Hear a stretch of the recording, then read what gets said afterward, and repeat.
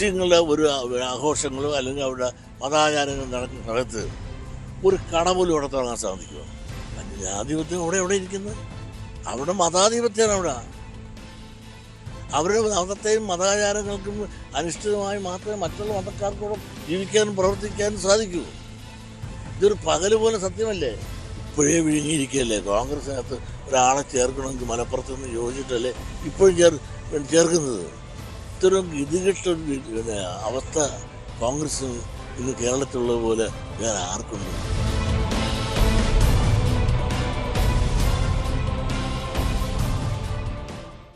മലപ്പുറം വീണ്ടും ആളിക്കത്തിക്കാൻ രണ്ടും കൽപ്പിച്ചാണോ വെള്ളാപ്പള്ളി? ഇന്ത്യയിൽ രൂപീകരിക്കപ്പെട്ട ആദ്യത്തെ മുസ്ലിം ഭൂരിപക്ഷ ജില്ല. 60-ന് ശേഷമുള്ള മലപ്പുറം ജില്ലയുടെ ചരിത്രത്തിൽ അന്ന് തൊട്ടിന്ന് വരെ വിദ്വേഷ പ്രചാരണങ്ങളില്ലാത്ത ഒരു കാലവും ഉണ്ടായിട്ടില്ല. 70-കളിൽ പാകിസ്ഥാൻ വാദം, വിഭജനവാദം, മുസ്ലിം വർഗീയത തൊട്ട് ഗൾഫ് കുടിയേറ്റം വരെ, 90-കളിൽ ബാബറി മസ്ജിദ് പ്രശ്നമടക്കം മലപ്പുറം വിരുദ്ധത ആഗോള ഭീകരതയുടെ ഹബ്ബായി വരെ ജില്ലയെ ചിത്രീകരിച്ചിട്ടുണ്ട്. തെക്കൻ പാകിസ്ഥാനെന്നും കേരളത്തിലെ ഗൾഫ് പോക്കറ്റ് എന്നും താലിബാൻ കോടതിയുള്ള ജില്ലയെന്ന് വരെ. അതിനപ്പുറം പറയുകയാണോ വെള്ളാപ്പള്ളി? മുസ്ലിം വിഭാഗത്തിന്റെ മത താല്പര്യങ്ങൾക്കനുസരിച്ച് മാത്രമേ മറ്റ് മതവിഭാഗങ്ങൾക്ക് മലപ്പുറത്ത് ജീവിക്കാനാകൂ എന്നും മതപരമായ ചടങ്ങുകൾ നടക്കുമ്പോൾ ഒരു ചായക്കട പോലും തുറക്കാൻ മലപ്പുറത്തെ മുസ്ലിങ്ങൾ അനുവദിക്കില്ല എന്നും SNDP ജനറൽ സെക്രട്ടറി പറയുമ്പോൾ ഈ വാദം ഇപ്പോൾ വോട്ടിന് വേണ്ടി വർഗീയത ആളിക്കത്തിക്കൽ മാത്രമാണോ എന്നതാണ് ചോദ്യം. വെള്ളാപ്പള്ളി പറഞ്ഞതൊക്കെ മുസ്ലിം ലീഗിനെ കുറിച്ചാണെന്നും മലപ്പുറത്തെ മുസ്ലിങ്ങളെ കുറിച്ചല്ല എന്നും വാദിച്ചിരുന്ന ഇടതുപക്ഷവും ഇടത് നേതാക്കന്മാരുമുണ്ട്. അവരിനി എന്ത് പറയും?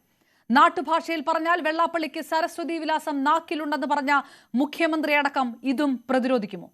തെരഞ്ഞെടുപ്പ് തലയ്ക്ക് മുകളിൽ നിൽക്കുമ്പോൾ ഈഴവ സമുദായത്തെ മുന്നിൽ നിർത്തി വെള്ളാപ്പള്ളി അടിക്കുന്ന വാക്കുകൾ ആർക്കാണ് ഗുണമാകുക? ഇടതിന് കൈയടിച്ചും പിണറായി വിജയന് മറ്റൊരു ബദലില്ല എന്നും കൂട്ടിച്ചേർത്ത് പറയുന്ന വെള്ളാപ്പള്ളിയുടെ വാവിട്ട വാക്കുകൾ ആരുടെ വോട്ട് ബാങ്കാണ് ചോർത്തുക? വർഗീയതയോ വോട്ട് തന്ത്രമോ? വെള്ളാപ്പള്ളിയുടെ വാക്കുകൾക്ക് പിറകിലെന്ത്? പരിശോധിക്കുന്നു സ്പെഷ്യൽ ഡിബേറ്റ്. സ്വാഗതം. മുസ്ലിം ലീഗ് നേതാവ് ഷാഫി ചാലിയം, VHP നേതാവ് അഡ്വക്കേറ്റ് അനിൽ വിളയിൽ എന്നിവർ നമുക്കൊപ്പം ചേരുന്നു ഈ അരമണിക്കൂറിൽ. ആദ്യം ശ്രീ അനിൽ വിളയിൽ, പച്ചയ്ക്ക് വർഗീയത പറയുകയാണ് വെള്ളാപ്പള്ളി നടേശൻ എന്ന് മാത്രമാണ് സാധാരണ രീതിയിൽ മലയാളികൾ വിചാരിക്കുക. കാരണം ഈ തരത്തിലുള്ള ആരോപണങ്ങൾ, ഇത്തരത്തിലുള്ള വാദങ്ങൾ ഈ പറഞ്ഞതുപോലെ തന്നെ എന്ന് ആ ജില്ലയുണ്ടായിട്ടുണ്ടോ അന്ന് തൊട്ട് ഉയർന്ന കാര്യമാണ്. ആ പറഞ്ഞതിൽ എല്ലാ രാഷ്ട്രീയ പാർട്ടികളും ഉണ്ട് താനും. ചിലർ തിരുത്തിയിട്ടുണ്ട്, ചിലർ തിരുത്തിയിട്ടില്ല. അതിനപ്പുറത്തേക്ക് വെള്ളാപ്പള്ളി പറയുന്ന ആ ഡാറ്റയ്ക്ക് കണക്കുണ്ടോ, അടിസ്ഥാനമുണ്ടോ, വാദമുണ്ടോ? എങ്ങനെയാണ് VHP അതിന് അനുകൂലമായിട്ടുള്ള ഒരു നിലപാട് എടുക്കുന്നത്? തീർച്ചയായിട്ടും ശ്രീ വെള്ളാപ്പള്ളി നടേശന് സത്യം പറയുന്ന ഒരു വ്യക്തി തന്നെയാണ്. അദ്ദേഹം പറഞ്ഞിരിക്കുന്ന കാര്യങ്ങളൊക്കെ തന്നെ ഞങ്ങളൊക്കെ തന്നെ കുറെ ഏറെ കാലമായി കേരള സമൂഹത്തിനോട് വിളിച്ചു പറയുന്നത് തന്നെയാണ്. മലപ്പുറം ജില്ല എന്ന് പറയുന്നതിന്റെ രൂപീകരണം തൊട്ട് തന്നെ ഇതുമായിട്ട് ബന്ധപ്പെട്ട വിവാദങ്ങളല്ല വന്നിരുന്നത്. അവതാരിക പറഞ്ഞതുപോലെ വിവാദങ്ങളല്ല മലപ്പുറം ജില്ലയുമായിട്ട് വന്നിട്ടുള്ളത്. മലപ്പുറം ജില്ലയുമായി ബന്ധപ്പെട്ടുള്ള സത്യങ്ങളാണ് 1969 മലപ്പുറം ജില്ല രൂപീകരിച്ച കാലം മുതൽ തന്നെ പറഞ്ഞു വരുന്നത്. ഇപ്പോൾ കേരളത്തിലെ പ്രധാനപ്പെട്ട പാർട്ടിയായിട്ടുള്ള മുസ്ലിം ലീഗിന്റെ പ്രധാനപ്പെട്ട നേതൃത്വത്തിലിരിക്കുന്ന പാർട്ടിയാണല്ലോ കോൺഗ്രസ് എന്ന് പറയുന്നത്. 1969 EMSന്റെ സപ്തകക്ഷി മന്ത്രിസഭയാണ് മലപ്പുറം ജില്ലാ രൂപീകരണത്തിന് ഉത്തരവിട്ടത്. ആ സപ്തകക്ഷി മന്ത്രിസഭയുടെ തീരുമാനത്തിനെതിരെ ഏറ്റവും ആദ്യം എതിർത്തത് ആരാണ്? കേരളത്തിലെ കോൺഗ്രസ് തന്നെയായിരുന്നു. കോൺഗ്രസിന്റെ നേതാവായിരുന്ന K കേളപ്പനായിരുന്നു അന്ന് മലപ്പുറം ജില്ലാ വിരുദ്ധ സമരത്തിന്റെ നേതൃസ്ഥാനം വഹിച്ചിരുന്ന വ്യക്തി. ഒരു കാലത്ത് നെഹ്റു പറഞ്ഞിരുന്നതാണ് ചത്ത കുതിരയാണ് മുസ്ലിം ലീഗ് എന്ന്. അല്ലെങ്കിൽ മഹാത്മാഗാന്ധി രാഷ്ട്ര വിഭജന കാലഘട്ട രാജ്യത്തിന്റെ സ്വാതന്ത്ര്യം കിട്ടിയ 1947 ദ്വിരാഷ്ട്രവാദത്തിന്റെ അടിസ്ഥാനത്തില് പാകിസ്ഥാനെന്നും ഭാരതമെന്നും രണ്ട് രാഷ്ട്രങ്ങളായി വിഭജിച്ച കാലഘട്ടത്തില് അദ്ദേഹം പറഞ്ഞൊരു കാര്യമുണ്ട്, എന്റെ ശരീരത്തെ വെട്ടിമുറിച്ചുകൊണ്ട് മാത്രമേ ഈ ഭാരതത്തിനെ രണ്ടായിട്ട് വെട്ടിമുറിക്കാൻ സമ്മതിക്കുകയുള്ളൂ എന്ന് പറഞ്ഞപ്പോൾ അതിനെ എതിർത്തുകൊണ്ട് ദ്വിരാഷ്ട്രവാദത്തിനെ അനുകൂലിച്ചുകൊണ്ട് പാകിസ്ഥാൻ എന്ന് പറയുന്ന ഒരു ഇസ്ലാമിക രാഷ്ട്രം ഉണ്ടാക്കാന് നേതൃത്വം കൊടുത്ത ഒരു രാഷ്ട്രീയ പ്രസ്ഥാനം ഉണ്ടെങ്കിൽ ആ രാഷ്ട്രീയ പ്രസ്ഥാനത്തിന് പറയുന്ന പേരാണ് മുസ്ലിം ലീഗ്. അന്നേരം മഹാത്മാഗാന്ധിയെ ഗോഡ്സെ എന്ന് പറയുന്ന വ്യക്തി വെടിവെച്ച് കൊന്നിട്ടുണ്ട് എങ്കിൽ അദ്ദേഹത്തിനെ മാനസികമായി കൊന്നത് ഈ ഭാരതത്തിലെ മുസ്ലിം ലീഗ് ആണ് എന്ന് ചരിത്ര പാഠപുസ്തകങ്ങളിൽ നമുക്ക് കാണാൻ സാധിക്കും. ഇപ്പോഴ് ഈ വെള്ളാപ്പള്ളി നടേശൻ എന്ന് പറയുന്ന SNDP യോഗത്തിന്റെ ആരാധനായിട്ടുള്ള സെക്രട്ടറി പറഞ്ഞത് മാത്രമല്ലല്ലോ യാഥാർത്ഥ്യമായിട്ടുള്ള സംഭവം. അദ്ദേഹം പറഞ്ഞതിനെ മാത്രം എന്തിനാണ് വളച്ചൊടിക്കുന്നത്? കേരളത്തിലെ നിലവിലെ മുഖ്യമന്ത്രി, കേരളത്തിലെ മുൻ മുഖ്യമന്ത്രിയായിരുന്ന VS അച്യുതാനന്ദൻ, ഇടതുപക്ഷത്തിന്റെ മുൻപുള്ള കൺവീനറായിരുന്ന വിജയരാഘവൻ, CPM-ന്റെ നേതാവായിരുന്ന അനിൽകുമാർ തുടങ്ങിയവരൊക്കെ തന്നെ മലപ്പുറം ജില്ലയുമായി ബന്ധപ്പെട്ട് ഇത്തരത്തിലുള്ള യാഥാർത്ഥ്യങ്ങൾ പലതവണയും വിളിച്ചു പറഞ്ഞിട്ടുണ്ടല്ലോ. നമ്മൾ കഴിഞ്ഞ വർഷം തന്നെ ഒന്ന് പുറകോട്ട് പോകേണ്ടതുണ്ട്. കേരളത്തിലെ മുഖ്യമന്ത്രി അദ്ദേഹം CPM-ന്റെ നേതാവ് കൂടിയാണല്ലോ. അദ്ദേഹം എന്താണ് പറഞ്ഞത്? കേരളത്തിലെ 150 കിലോ സ്വർണവും 123 കോടി രൂപയുടെ ഹവാല പണവും പിടിച്ചെടുത്തത് മലപ്പുറം എന്ന് പറഞ്ഞ ഒറ്റ ജില്ലയിൽ നിന്നാണെന്ന് അദ്ദേഹം ഹിന്ദു ദിനപത്രത്തിൽ കൊടുത്ത ഒരു അഭിമുഖം മറന്നുപോയി കാണില്ലല്ലോ. ഇത് യാഥാർത്ഥ്യമാണ്, ഇത് സത്യമാണ് എന്നുള്ളതിന്റെ പ്രകടമായിട്ടുള്ള തെളിവാണ്. ഇനി വെള്ളാപ്പള്ളി നടേശൻ ശ്രീ അനിൽ വിളയിൽ ഈ പറയുന്ന CPM ആണെങ്കിലും CPM-ന്റെ നേതാക്കന്മാരാണെങ്കിലും വെള്ളാപ്പള്ളിയുടെ വാക്കുകൾ ഏത് തരത്തിൽ പറഞ്ഞു? അല്ലെങ്കിൽ മുഖ്യമന്ത്രി പറഞ്ഞത് മുസ്ലിം സമുദായത്തെ കുറിച്ചല്ല, മുസ്ലിങ്ങളെ കുറിച്ചല്ല, ലീഗിനെ കുറിച്ചാണ് എന്ന് പറഞ്ഞ് പലതവണ അത് തിരുത്തിയിട്ടുമുണ്ട്. വെള്ളാപ്പള്ളിയും അത് തിരുത്തിയിട്ടുണ്ട്. ഇപ്പോൾ അദ്ദേഹം ഇങ്ങനെ പറയുന്നുണ്ടെങ്കിലും അദ്ദേഹം തന്നെ അത് തിരുത്തിയിട്ടുണ്ട്. പറഞ്ഞത് രാഷ്ട്രീയ പ്രസ്ഥാനത്തെ കുറിച്ചാണ് എന്ന് മന്ത്രിമാരടക്കം, ഇടത് ഭാഗത്തെ മന്ത്രിമാരടക്കം പറയുകയും ചെയ്തിട്ടുണ്ട്. നിങ്ങൾ എടുക്കുന്ന നിലപാട് ആർക്കെതിരെയാണ്? മുസ്ലിം ലീഗിനെതിരെ മാത്രമാണോ? അതോ ഒരു ജില്ല ഈ തരത്തിൽ ഒരു വർഗീയത പ്രാവർത്തികമാക്കുകയാണ്, വളർത്തുകയാണ്, അങ്ങനെയാണോ? ഈ മലപ്പുറം ജില്ലയിൽ നിന്ന് മുസ്ലിം ലീഗിൽ നിന്ന് മലപ്പുറത്തിനെയും മാറ്റി നിർത്താൻ നമുക്ക് സാധിക്കില്ല എന്നുള്ളതാണ് കേരള രാഷ്ട്രീയത്തിന്റെ ഏറ്റവും വലിയ സവിശേഷത. കേരളത്തിലെ മലപ്പുറം ജില്ല എന്ന് പറയുന്ന ഒരു ജില്ല രൂപീകരിച്ചത് തന്നെ 1967 കാലഘട്ടത്തിലെ EMS-ന്റെ സപ്തകക്ഷി മുന്നണിയുടെ പ്രാഥമികമായിട്ടുള്ള ഒരു പോളിസിയുടെ ഭാഗം തന്നെയായിരുന്നു. അതിന് നേതൃത്വം കൊടുത്തിരുന്ന ആരാണ്?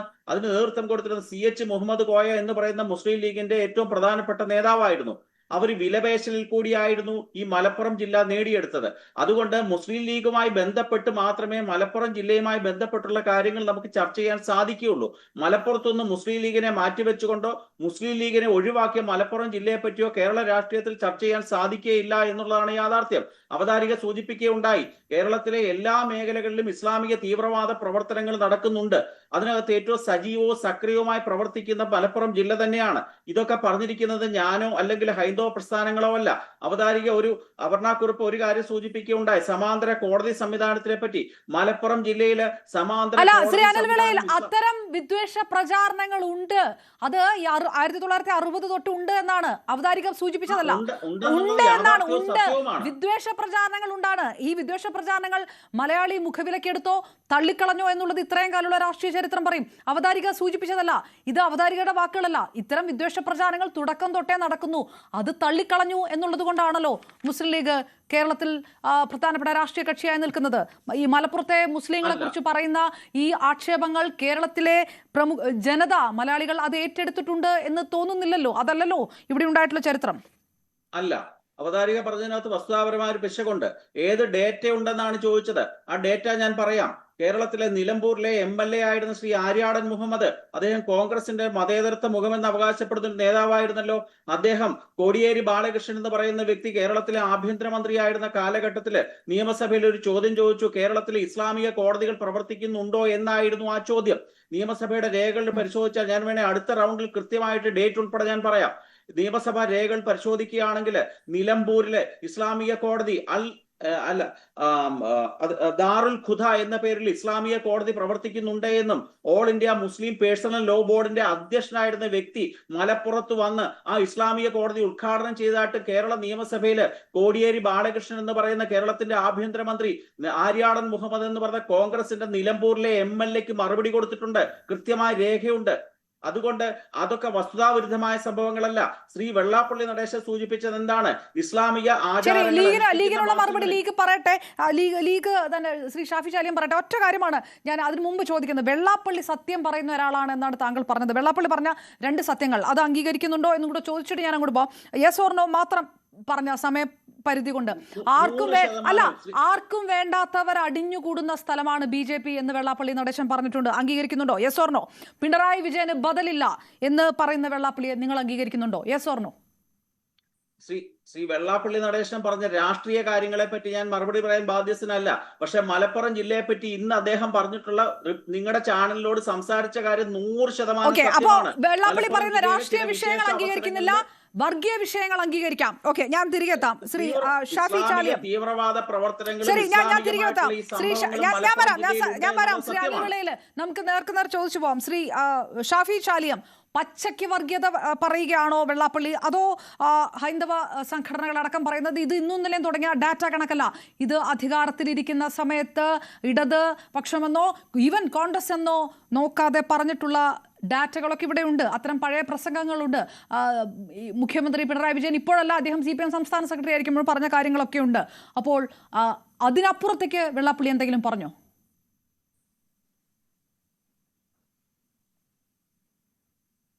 Shri Shafi Chaliyam, audio മ്യൂട്ടാണ്.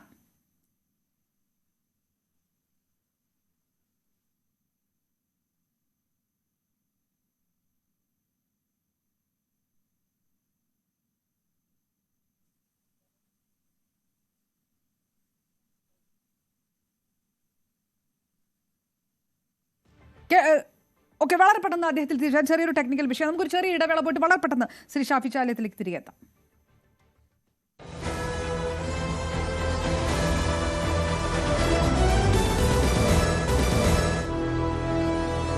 Special debate തുടരുമ്പോൾ ഷാഫി ചാലിയും അനിൽ വിളയിലും നമുക്കൊപ്പം ചേർന്നു. ശ്രീ ഷാഫി ചാലിയും, ചില ടെക്നിക്കൽ വിഷയങ്ങൾ കാരണം താങ്കളിലേക്ക് എത്താൻ കഴിഞ്ഞില്ല, ഖേദിക്കുന്നു. ഞാൻ ചോദിച്ച ചോദ്യം താങ്കൾ കേട്ടിരിക്കുന്നു എന്ന് ഞാൻ കരുതുന്നു. വെള്ളാപ്പള്ളി നടേശൻ ഈ ആരോപണം ഉന്നയിക്കുന്നത് ആദ്യമായിട്ടല്ല. ഇത്തവണയും അദ്ദേഹം തെരഞ്ഞെടുപ്പ് തൊട്ട് തലയ്ക്ക് മുകളിൽ നിൽക്കുമ്പോൾ പറയുന്നത് എടുത്തെടുത്താണ്. മലപ്പുറത്ത് ചെന്നാൽ മറ്റൊരു രാജ്യം പോലെ തോന്നുമെന്ന് പറഞ്ഞ വെള്ളാപ്പള്ളി ഇപ്പോൾ കുറച്ചും കൂടെ സ്പെസിഫിക് ആയിട്ട് പറയുന്നു, മതപരമായ ചടങ്ങ് നടക്കുമ്പോൾ ഒരു ചായക്കട തുറക്കാൻ പോലും മലപ്പുറത്തെ മുസ്ലിങ്ങൾ അനുവദിക്കുന്നില്ല. മുസ്ലിം വിഭാഗത്തിന്റെ മത താല്പര്യത്തിനനുസരിച്ച് മാത്രമേ മറ്റു മതവിഭാഗങ്ങൾക്ക് ഒരു ജില്ലയിൽ ജീവിക്കാൻ കഴിയൂ എന്നൊക്കെ SNDP യോഗം ജനറൽ സെക്രട്ടറി പറയുമ്പോൾ ഇത്തരം പരാമർശങ്ങൾ ഇത് ആദ്യമായിട്ടുണ്ടാകുന്നതല്ല, അത് മറ്റ് രാഷ്ട്രീയ പാർട്ടികളുടെ ഭാഗത്തും ഉണ്ടായിട്ടുണ്ട്. ഇത് പച്ചയ്ക്ക് വർഗീയത പറയുക മാത്രമാണ് എന്ന് കരുതണോ? അല്ല, ഞങ്ങളൊക്കെ ആദ്യമായിട്ട് കേൾക്കണത്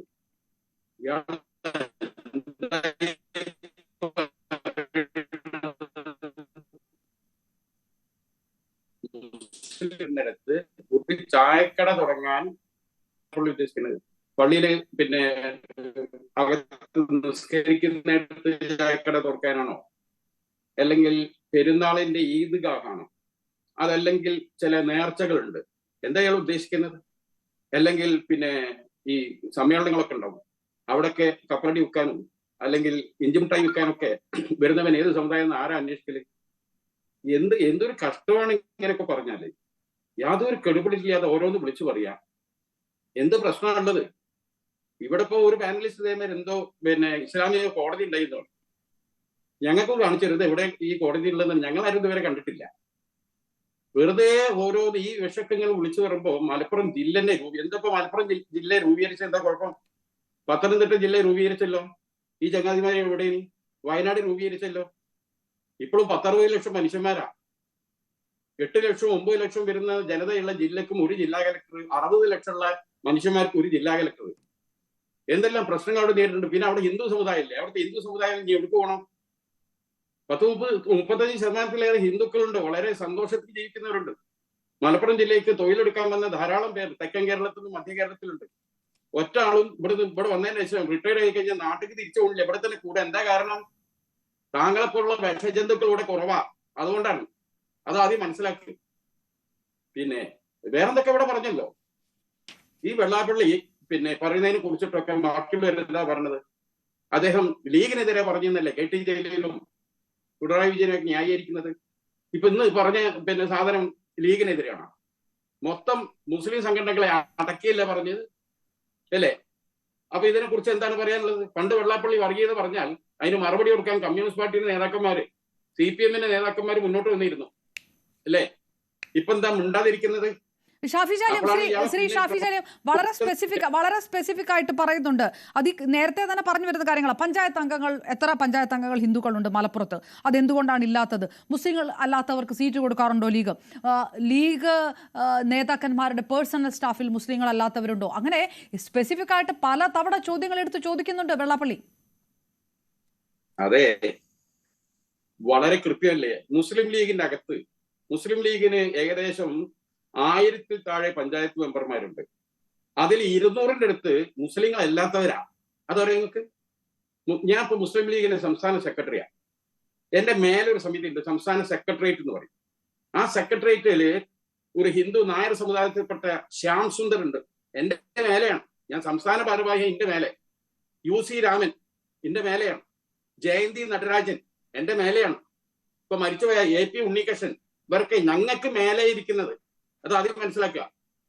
മുസ്ലിം ലീഗിന്റെ അഖിലേന്ത്യാ നേതൃത്വം, അഖിലേന്ത്യാ കമ്മിറ്റി എടുത്തുണ്ടാക്കി. കേരളത്തിൽ നിന്ന് ഒരേ ഒരു സ്ത്രീ പ്രാതിനിധ്യം കിട്ടി. ആരാ വന്നിരുന്നത്? ജയന്തി രാജൻ എന്നൊരു സ്ത്രീയാണ്. ഒരു മുസ്ലിം സ്ത്രീക്ക് അവകാശം കിട്ടിയില്ല. ഞങ്ങൾ ആരവിടെ പരിഗണിക്കാത്തത്? ജനറൽ സീറ്റിൽ പട്ടികജാതിക്കാരനെ നിർത്തിയ ഏതെങ്കിലും രാഷ്ട്രീയ പാർട്ടിയുടെ അവിടെ? ഞങ്ങളാണത്. കുന്നമംഗലം സീറ്റ് അത് നേരത്തെ പട്ടികജാതി സംവരണമായിരുന്നു. UC രാമൻ അവിടുന്ന് വിജയിച്ചു മുസ്ലിം ലീഗിന്റെ. ശേഷം അത് ജനറൽ സീറ്റായി മാറി. നയ്യാണ്ട് മാറിക്കളാന്ന് പറഞ്ഞില്ല. ആ ജനറൽ സീറ്റിൽ ആ മുസ്ലിം അല്ലാത്ത പട്ടികജാതിക്കാരനായ UC രാമനെ നിർത്തി. ഈ വെള്ളാപ്പള്ളിന്റെ തൊട്ടടുത്ത ജില്ലയാണ് പത്തനംതിട്ട. ഒന്ന് അങ്ങോട്ട് നോക്കിയാൽ മതി. പത്തനംതിട്ടയിൽ മുസ്ലിം ലീഗിന്റെ ജില്ലാ സെക്രട്ടറി നിതിൻ കിഷോർ എന്ന വ്യക്തിയാ, ഹിന്ദുവാ. ഇനി കാണിച്ചു തരണ എത്ര പഞ്ചായത്ത് റിസൾട്ടുമാരെ ഞങ്ങൾക്ക് കിട്ടുന്നുള്ളത്? ശ്രീ ഷാഫി ചാലിയം, ഈ കണക്കൊക്കെ താങ്കൾക്കറിയാമെങ്കിൽ ഈ കണക്കൊക്കെ വെള്ളാപ്പള്ളിക്കും അറിയാം, ഇത് CPM നേതാക്കന്മാർക്കും അറിയാം. അപ്പോൾ ഈ തെരഞ്ഞെടുപ്പ് മുന്നിൽ നിൽക്കുമ്പോൾ വെള്ളാപ്പള്ളി ഈ തരത്തിലുള്ള പരാമർശങ്ങൾ കണ്ണടച്ച് നടത്തുന്നത് എന്തിനു വേണ്ടിയിട്ടാണ് എന്നാണ് താങ്കൾ പറയുന്നത്? VHPയുടെ പാനലിസ്റ്റാണ് അപ്പുറത്തിരിക്കുന്നത്. ഇത് ആർക്കാണ് ഗുണകരമാകുക എന്നാണ് മുസ്ലിം ലീഗ് കരുതുന്നത് ഇപ്പോൾ? അതായത് ഞാൻ പറയുമ്പോൾ ഒന്ന് പൂർത്തിയാക്കാൻ ശ്രദ്ധിക്കണം. നിങ്ങൾ ഈ ചില ചോയ്സുകൾ വരും. ഇപ്പൊ വയനാട് ജില്ലയിൽ പനമരം പഞ്ചായത്തില് സ്ത്രീ സംവരണമാണ് പ്രസിഡന്റ്. 3 മുസ്ലിം സ്ത്രീകൾ മുസ്ലിം ലീഗിന് മെമ്പർമാരായി പരിചയ സമ്പന്നുള്ള 3 മുസ്ലിം സ്ത്രീകളുണ്ട്. എന്നിട്ടും ഞങ്ങൾ ആ വനിതാ പ്രസിഡന്റ് സ്ഥാനത്തേക്ക് പരിഗണിച്ചത് ഒരു ഹിന്ദുവായ സ്ത്രീയാണ്. അത് മനസ്സിലാക്കാദ്യം. പിന്നെ അതുപോലെ തന്നെ വേറൊരു കാര്യം നിങ്ങൾ ആദ്യത്തെ ചോദ്യത്തിലുണ്ടായിരുന്നു. എന്തായിരുന്നു ആ ചോദ്യം? അതായത് പേഴ്സണൽ സ്റ്റാഫില് പേഴ്സണൽ സ്റ്റാഫില് പിന്നെ എന്താണ് മറ്റു സമുദായക്കാരെ എടുക്കാറുണ്ടോ? ഞങ്ങൾ ഏറ്റവും വലിയ സുപ്രീമോ ആയ നേതാവായ പാണക്കാട് പിന്നെ കുടുംബല്ലേ, പാണക്കാട് ഹൈദരലി ശിഹാബ് തങ്ങളുടെ ഏറ്റവും വലിയ PS കുഞ്ഞിരാമൻ എന്ന ഈഴവനാ. അതറിയാം നിങ്ങൾക്ക്? പിന്നെ PK കുഞ്ഞാലിക്കുട്ടി സാഹിബ്, അദ്ദേഹത്തിന്റെ PS ആരൊക്കെയാണ്? അദ്ദേഹത്തിന്റെ PS ഒന്ന് വിജയകുമാരൻ, ഒന്ന് സതീഷ് കുമാർ, ഒന്ന് സോമശേഖരൻ നാടാര്, വേറൊന്ന് ശ്രീധരൻ. പിന്നെ ഇപ്പോഴും മൂപ്പരെ മുഖ്യ ഗണന ഏത് വിദേശത്ത് എവിടെ പോകാനുണ്ടായിരുന്നു? ജിജോ എന്ന ക്രിസ്ത്യൻ സമുദായക്കാരനാണ്. VR Balu, Rajith Kumar, personal secretary officer Shri Gopi തുടങ്ങി ഇപ്പോഴും അവരൊക്കെ സ്റ്റാഫ് എന്താണ് മുഴുവനും തന്നെയാണ്. ശരി, ശ്രീ ഷാഫി ചാലിയം, അതൊക്കെ ശരി. ഒറ്റ ചോദ്യം അത് ചോദിക്കുന്നത്, KT ജലീൽ ഈ വിഷയവുമായി ബന്ധപ്പെട്ട് ഏറ്റവും റീസെന്റ് ആയിട്ട് പറഞ്ഞ ഒരു കാര്യത്തിനകത്ത് ഇങ്ങനെയൊക്കെ വെള്ളാപ്പള്ളി പറയുമ്പോഴും എന്താണ് ലീഗിന്റെ യോഗങ്ങളിൽ എപ്പോഴെങ്കിലും വെള്ളാപ്പള്ളിക്കെതിരെ കൂട്ടായി എന്തെങ്കിലും ഒരു പരാമർശം ഉണ്ടായിട്ടുണ്ടോ? അങ്ങനെ ഒരു അഭിപ്രായം ഉയർന്നിട്ടുണ്ടോ? എന്തുകൊണ്ട് ലീഗിന് പരസ്യമായി വെള്ളാപ്പള്ളിയെ തള്ളി പറയാൻ കഴിയുന്നില്ല? ചാനൽ ചർച്ചകൾ അല്ലാതെ, അല്ലെങ്കിൽ ഒറ്റയ്ക്കും തിരിഞ്ഞുള്ള വ്യക്തിപരമായിട്ടുള്ള അഭിപ്രായങ്ങൾ അല്ലാതെ എന്തുകൊണ്ട് ആ പാർട്ടിക്ക് തള്ളി പറയാൻ കഴിയുന്നില്ല വെള്ളാപ്പള്ളിയെ? പാർട്ടിയുടെ നയം പറയുന്ന വക്താക്കളാണ് ഞങ്ങളൊക്കെ വളരെ കൃത്യമായി പറയേണ്ട ഭാഷ വെള്ളാപ്പള്ളിയുടെ ഭാഷയിലല്ല പറയാം. ഞങ്ങൾക്ക് ഞങ്ങളേതായ ഒരു സംസ്കാരവും ഭാഷയുണ്ട്. ആ ഭാഷയിൽ വളരെ കൃത്യമായ രീതിയിൽ പറയേണ്ട സമയത്ത് ഞാൻ അടക്കമുള്ളവർ പറഞ്ഞിട്ടുണ്ട്. അത് പോയി തപ്പിവെക്കരുത്. പിന്നെ ഒന്നും പറയുമ്പോൾ അതൊന്ന് പൂർത്തിയാക്കാൻ സമ്മതിക്കണം. പറഞ്ഞ ഞങ്ങളെ ഏറ്റവും വലിയ അഖിലേന്ത്യാ പ്രസിഡന്റ് 10 വർഷം ഞങ്ങൾ കേന്ദ്രമന്ത്രിയായിരുന്ന E അഹമ്മദ്, അദ്ദേഹത്തിന്റെ പേഴ്സണൽ സ്റ്റാഫ്, അദ്ദേഹത്തിന്റെ സെക്രട്ടറിമാർ ആരാണെന്ന് അറിയോ? അതും കൂടി ഒന്ന് പ്രേക്ഷകർ കേൾക്കണം. ശശിധരൻ നായർ, ആണ്ടവൻ PK, വേലായുധൻ പിള്ള, വേണുഗോപാലൻ, ഡ്രൈവറുടെ പേര് നിക്കി, മറ്റൊരു ഡ്രൈവർ ഷിബിൻ, PSO പിന്നെ PSO ആരായിരുന്നു? ശിശുപാൽ തിരുവനന്തപുരത്തെ, സത്പാൽ സിംഗ് സിഖുകാരൻ, കുഞ്ഞാലിക്കുട്ടി സാഹിബിന്റെ ഞാൻ അവിടെ പറഞ്ഞു. അതുപോലെ തന്നെ ഈ നമ്മളെ PV അബ്ദുൽ വഹാബ്, അദ്ദേഹത്തിന്റെ സ്വന്തം ഉടമസ്ഥയിലുള്ള പിന്നെ PV സ്കൂള്, ആ സ്കൂളിന്റെ പിന്നെ ശ്രീദേവി മേനോനാണ് പ്രിൻസിപ്പൾ. ഓക്കെ, ഞാൻ സമയപരിമിതി കൊണ്ടാണ് ശ്രീ ഷാഫി ചാലിയം, എനിക്ക് ആ പോയിന്റ് മനസ്സിലായി. അത് ശ്രീ അനിൽ വിളയനെ മനസ്സിലായിട്ടുണ്ടെന്നാണ് കാര്യം. സമയപരിമിതി കൊണ്ടാണ്, ആ ടെക്നിക്കൽ വിഷയം കൊണ്ട് നമുക്ക് ഒരുപാട് സമയം പോയതിൽ അതിലൊരു ഖേദമുണ്ട്. ഞാൻ ഇതൊരു രാഷ്ട്രീയ വിഷയം കൂടിയാണ്. തെരഞ്ഞെടുപ്പ് നിൽക്കുമ്പോൾ ഇതൊരു രാഷ്ട്രീയ വിഷയം കൂടിയാണ്. തെരഞ്ഞെടുപ്പ് നിൽക്കുമ്പോൾ ആ വിഷയത്തിൽ ഒരു സ്റ്റേക്കില്ലേ ലീഗിന് പറയാൻ?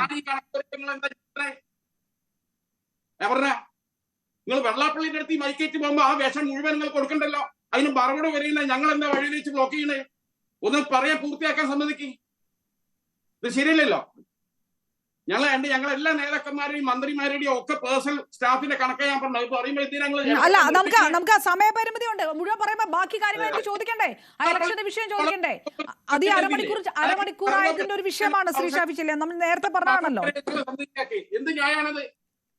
അദ്ദേഹം ശ്രീ ഷാഫി ചാലിയം പറയുന്നത് കേട്ടാല് പുട്ടിന് പീരയിടുന്നത് പോലെ പേഴ്സണൽ സ്റ്റാഫിൽ 3-4 ഹിന്ദുക്കളെ ഉണ്ട് എന്നാണ് അദ്ദേഹം അവകാശപ്പെടുന്നത്.